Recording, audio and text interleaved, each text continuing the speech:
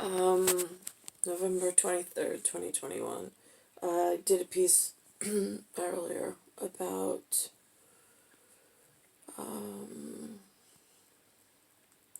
Nicholas's visit, or Mark King's visit, I don't know, Nicholas, whatever. Again, these words, I mean, like, there's 4 letters in both of them. There's a peacock division where symbols, letters, and numbers, it's 4 here, it's 4 here, they go together, and then they're still the same bird. They're still the same bird. But, I'm thinking of, there was a time where they wouldn't issue you a set of numbers in New York State, at least. I don't know about the rest of the Union or the rest of the United States of America. I'm not sure, because I wasn't physically present in other states. I did spend time up and down the northeast coast of like New England and down towards Florida. That I've done some, not like I didn't go into residences and inspect the phones, and I've done real estate and I haven't inspected their phone lines, but just places that I've been, that I've watched some of the changes.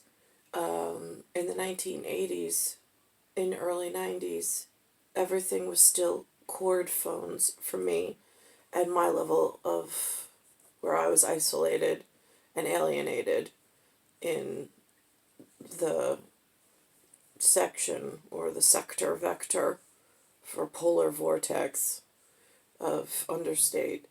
And so then there was some change over. I don't know when. It was somewhere in the 90s. I don't know if it was mid to late 90s.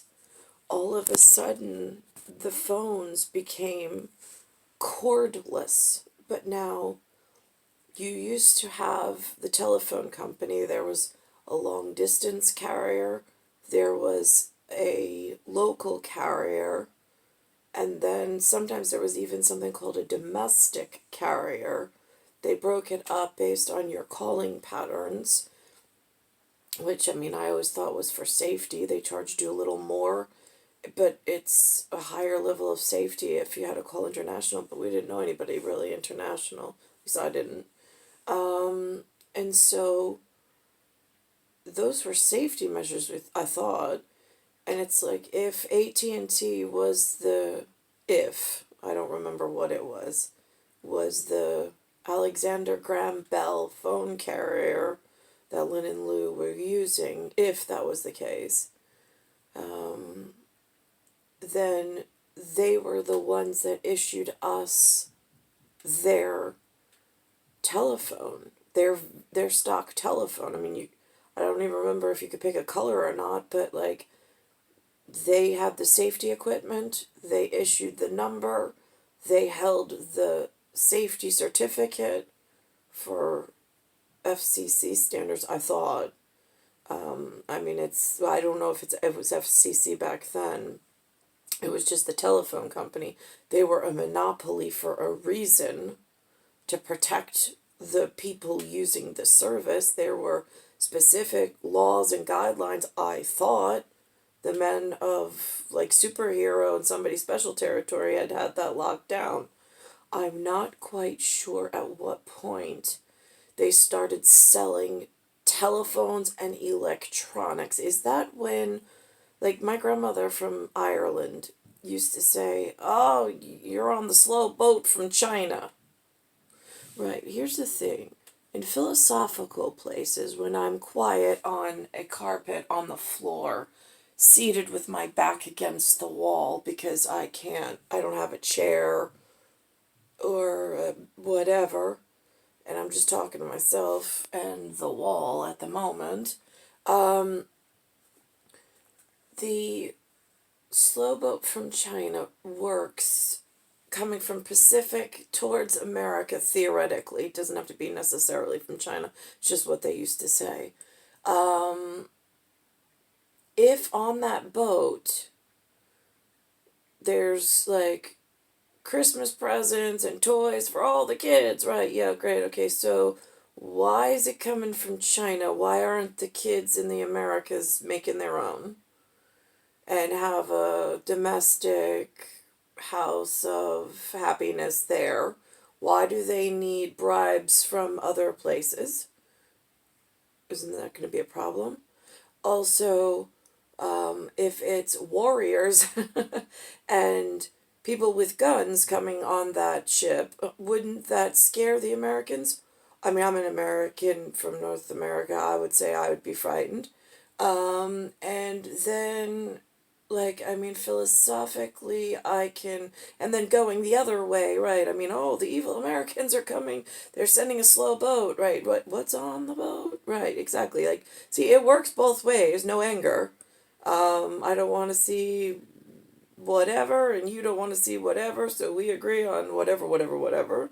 But I'm not quite sure when all these electronics started hitting all these boutique stores, Botiquue, in, let's just say, a hypothetical city of actuality and reality in New York.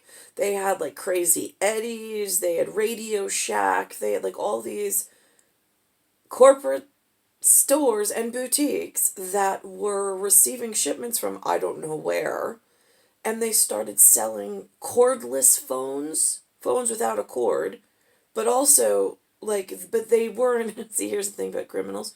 They don't tell you that they're up to no good and that they're trying to circumvent authority and licensing and safety and protection, and that's how they ruin the world. So, they didn't say, like, don't go to the local store and don't buy these products from them. You gotta buy them direct, or they give you directly from the phone company when they issue that special permission of a phone number.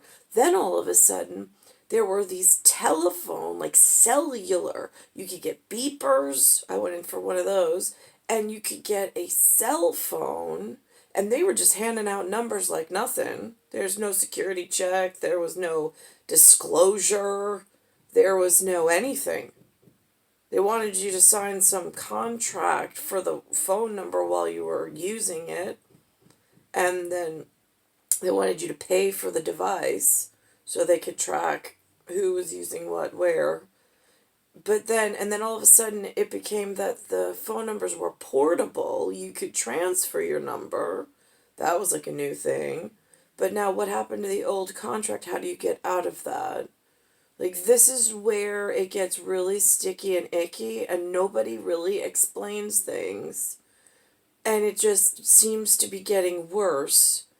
Like, my personal security, my health security, and a lot of things have been compromised, and I really don't see the world getting better. I see it getting more complicated, and I see less avenues for me to remain safe and to communicate with the safety patrol, because I don't even really see them anymore. I see a couple of brotherhoods that only protect their own, that's what it looks like. And then I see a court system for all the gordos and fatzos that have been eaten high on the hog. But that's where they're supposed to handle that. They're not supposed to come after somebody who's already been isolated and vandalized and virginity raped from her very person in being able to keep oneself safe. So now I'm just curious, who's responsible? How do I get to them to alert them of just how evil the children from everywhere have been in New York? Because it seems like my tribe has disappeared. I don't know if they were chased off by the slow boat arriving, or if, like, the Suez Canal, like, they dug a deep ditch there. They tried to make shipping and containment even faster, so it was no longer a slow boat from China. Like, that was hard enough to get security to like really focus. Now they dug a channel when nobody was watching. Apparently, there was no world authority down there in order to tell the children to stop. Right, but I'm not quite sure if they dug it originally to keep the people from making a land bridge. We'll just make it really clear, and so they can't swim over. That was like, rather than building a wall, right, just dig a trench, got it. But then they put in some kind of like, really, they were really proud of themselves. They put in some metal locking system for shipping. And now it's not a slow boat from China. It's like they found a shortcut. And now I'm just confused because I don't know how in polar vortex when it starts separating. And here's the other thing. All those kiddos in New York that I saw anyway that open these private like authorized retailers, they put up like all this like legalese that nobody knows and nobody understands, and just handing out phone numbers with unsecured and ill-equipped equipment, unregulated, I guess, for safety inspector and safety check, without instructions as to how it might be harmful either. I mean, like, it is like I'm getting hit from like every angle the more I think about just how how exposed and vulnerable I've been sitting here with no preparation from the home team in keeping me safe. Um, and so now I'm thinking about all of these like loop-de-loo holes that these kiddos keep going through that I'm not alright with for my safety and my kids' safety. Um, I have to think about this. So now those electronic signatures, like there's some really respectable position. I don't know what they call themselves. My language is not that in depth and not that worldly, so I apologize. But there is a very respectful position at the clock watch. I don't know who's in charge of this. I know it used to be considered a secret society of elite planetary professionals. More than that, I don't really have words because I'm in a really bad way, but not for my own, but just, well, whatever. It's just the way it unfolded. So, but if you keep watching those spinny clocks like gauges, right, there's one way to keep those in tune together, but then you've got all of this now excess signaling, like little lasers from Star Wars going out, and it is cutting through that set of really special gauge system that's supposed to be protected before. I mean, it's a symbolic gesture, but it's also, how do you know you've crossed over the line in a like red zone, like really dangerous? Yeah, you crossed that, kiddos, Humanville, like around 1990, as far as when you went cordless and you started selling electronics and handing out numbers like they were like lollipops and not telling anybody what the hell you were all up to. So that happened. I don't know why they went from cordless. I mean, like, I can understand if you're on the job and you got like a high security, like you're somebody special, like because you protect people for a living and do secret stuff in the professional leagues. I get a cell phone makes sense that you need an off leash system or beeper of some sort that they can contact you so you know to contact them and whatever. In protecting the world in Superjustice League, got it. What I don't understand is why everyone has to pretend that they're somebody special, because it kind of took away from you being like able to like really stand out, because now it's kind of like, well, everybody has a cell phone, so it's hard for me to tell when like the somebody special comes up, because they look like everyone else. Just saying. Like, it's not an impressive, like, thing anymore. It's now like a, so, you ruined the world. Everybody did. Now how do we, like, scale that one back? There's the kids that don't want to let go of it. Oh my god. It's gonna be really conversational in it when we get our selves together. So there's that Star Wars uncontrollable signaling that is now in some form of track that's misprogrammed. I need to get back to, I used a cord. I was in a cord with a cord. I didn't really use it very much. It was only for special occasions, really, or, I mean, I really wasn't collecting phone numbers or autographs. So, that's that. Oh, we did do a yearbook and we did collect autographs, but I lost mine along the way. Whatever.